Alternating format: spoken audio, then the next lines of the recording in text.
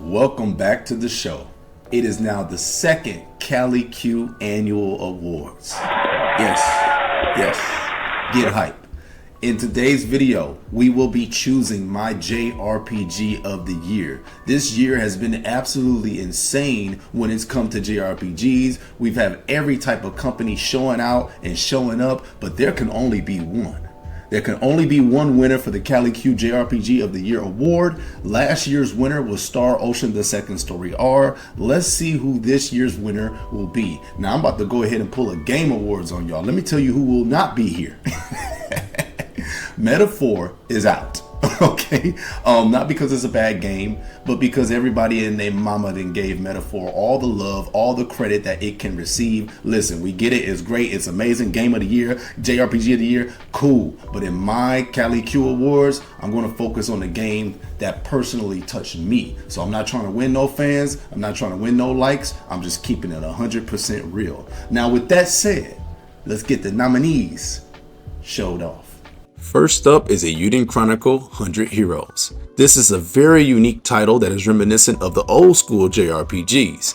It is a spiritual successor to the Suikoden series, and it retains that nature by allowing you to recruit over 100 characters, build an HQ, and features a 6-party member battle system. This game impressed me when it came out for its attention to detail, its nods to nostalgia, and just overall being a comforting, warming package and an homage to the JRPGs of yesteryear. So this game definitely deserves a nomination on my JRPG of the year list because I put so many hours into this game. And if you haven't tried it yet, definitely consider checking it out. If you're looking for that old school fix, this just might be your jam.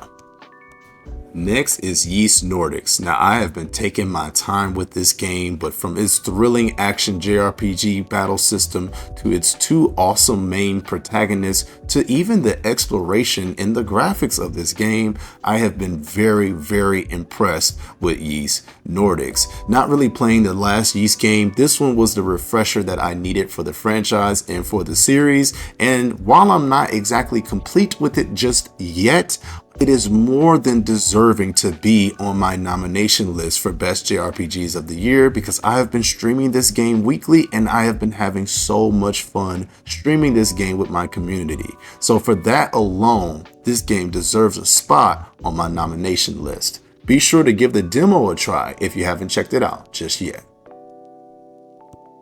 Next up on the list is Grand Blue Fantasy Relink. This game came out earlier in the year as well, and it was more of a Monster Hunter type quest mission JRPG action adventure. Man, it was a little bit of a mix of everything, but I did enjoy it. I really enjoyed the co-op nature of the game. I played with my brother quite a few times. The biggest critique I had of Grand Blue was definitely the lack of a good cohesive story mode, but other than that, this game is gorgeous, it's beautiful, its battle system is pretty darn awesome as well, and this franchise has just been growing in recent years, and I cannot wait to see what is next for the future of Grand Blue, but this game is more than deserving on my list of nominations for JRPG of the year.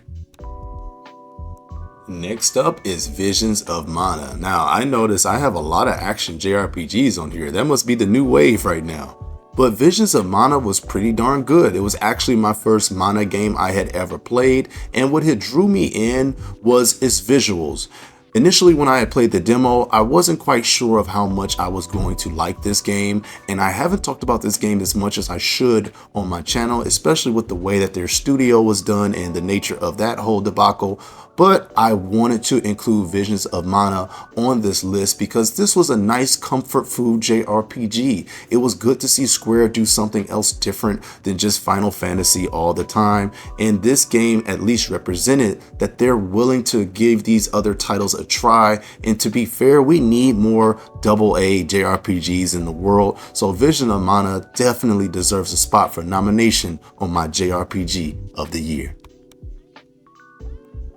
Now, why some of these nominees only, right? Like, why some of these choices? Listen, I did not play every single JRPG in the world this year. There's no way with my time. I'm a dad, I'm a husband. I don't have the time to play every single one of these JRPGs. So if your favorite one is missing, let me know down in the comment section if it was your game or JRPG of the year. But there were a few that I just did not have the time to play. I just could not play. These nominees are based off of the JRPGs I have been playing or finished or actually got hands-on with, all right? So don't come flaming me now, guys, all right? Don't come flaming me because I done told you there are certain games not on here because I did not get a chance to play them. Now it is time to reveal the title that is my JRPG of the year. Probably to the surprise of absolutely no one if you follow my channel. Eiyuden Chronicle 100 Heroes. Yes,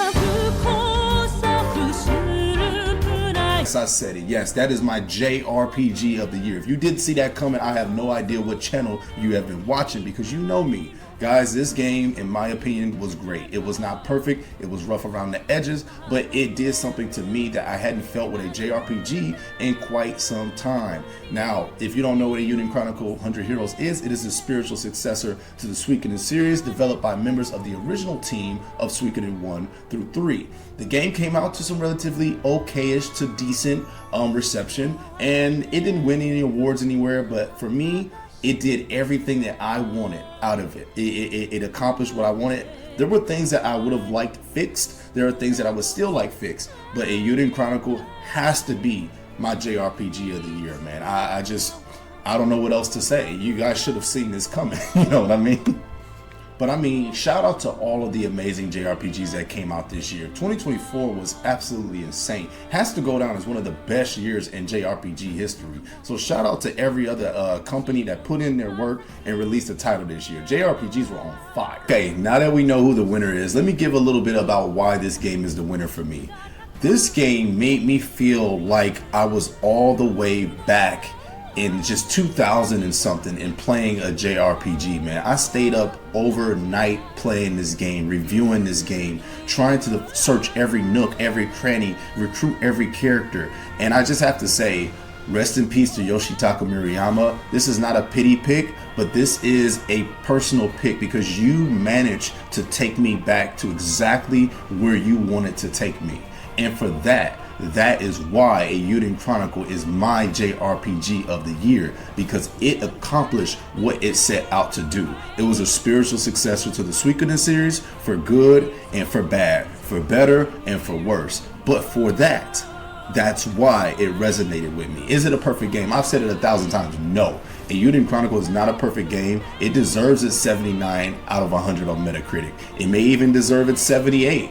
I'm not saying this is a perfect game, but it was the perfect game for me this year. It was the perfect JRPG that I needed for me to really delve and get into a JRPG again. It's rough around the edges, but its heart has a heart of gold, man. So thank y'all for watching the show.